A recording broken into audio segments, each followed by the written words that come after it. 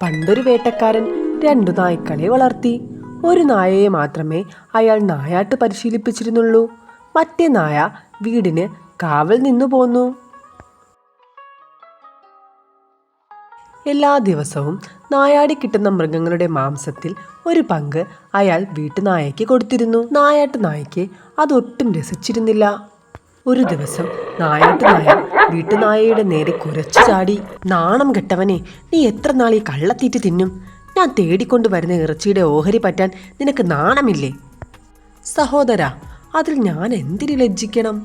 വീട്ടുനായ മറുപടി പറഞ്ഞു. യജമാനന് ഞാൻ അധ്വാനിക്കുന്നതും നായാട്ടിന് പോകുന്നതും ഇഷ്ടമില്ല. അതിന് എന്നെ ഒട്ടും ശീലിപ്പിച്ചിട്ടുമില്ല. മറ്റുള്ളവരുടെ അധ്വാന ഫലം പറ്റി ജീവിക്കാനേ എനിക്കറിയൂ.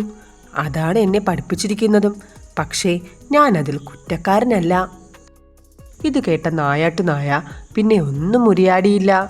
കുട്ടികളുടെ ദുശ്ശീലത്തിന് മൂലകാരണം മാതാപിതാക്കന്മാരും മുതിർന്നവരുമാണ്.